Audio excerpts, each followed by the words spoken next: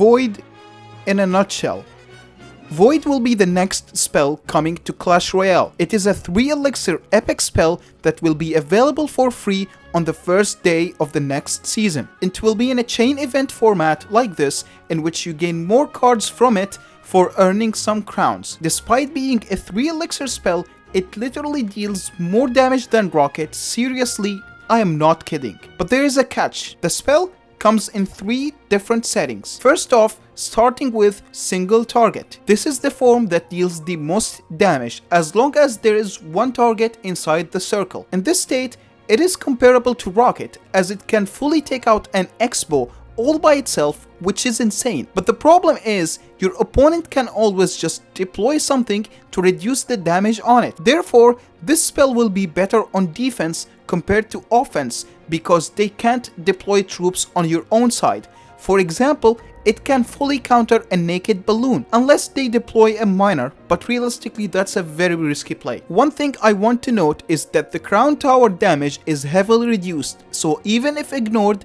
it won't deal over 600 damage for 3 elixir. Now, whenever I see a new high damaging spell, I'm always excited to bully elixir collector. What I would do is play the spell on the corner when targeting the pump, so it clips out of the arena. This gives no space for your opponent to deploy troops to reduce damage, which means the pump will completely die from your void. Even Earthquake doesn't deal that much damage to the pump for 3 elixir, and if you are the one using pump, I would personally play it 1 tile above. This way, if they void it, then you have a single tile to place something and save your poor pump from mass destruction. Now, if you want to block the spell in general, using a tiny spirit is the cheapest, most effective way of doing that. Sure, it only survives 2 strikes, while guards survive all 3, but in reality, you want to have quick enough reflexes to stop the first strike, so it doesn't matter. Only troops that spawn 4 or more can be more effective than a spirit, so goblins can be great, or just spirit and skeletons should do the same trick for the same cost. 2 to 4 target setting. This will be the most common form of using this spell due to how difficult it is to keep a single target inside a 5-second long spell. The damage on it is a bit higher than Royal Delivery, but interactions wise,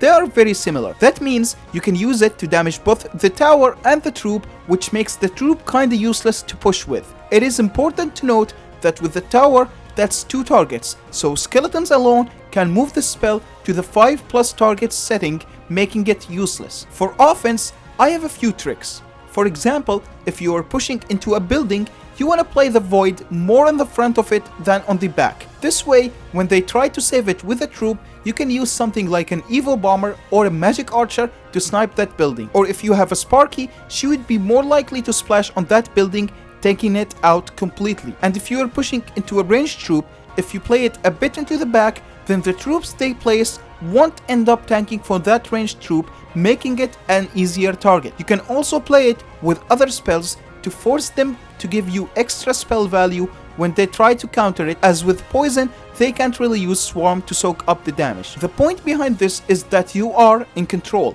You choose where they play their troops, and they follow orders like peasants. You tell them who the boss is. 5 or more targets setting. For this one, I'll just say, don't.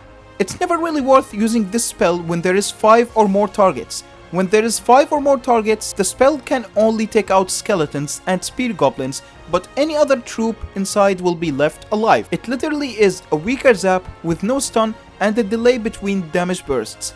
Admittedly, if you are in a tough position, you can use it to take out a skeleton army, and since skeletons need 2 strikes, you can flawlessly counter a skeleton barrel with it. But besides that, I can't really find much applications from this because it just sucks. Now, when it comes to throwing cycle cards in order to save your troops, I think it's only worth it if there will be 5 or more troops inside the spell. The reason is, most of the time your troops will take the first hit alone, and even if you block the second and the third strike, the damage will be high enough that they are basically on life support. Random note, but your void and the enemy void both have the same color, so it's kinda hard to tell them apart. I do hope the devs would fix that. I feel like this spell would be both underwhelming and broken at the same time. I don't know. What are your thoughts, my dudes?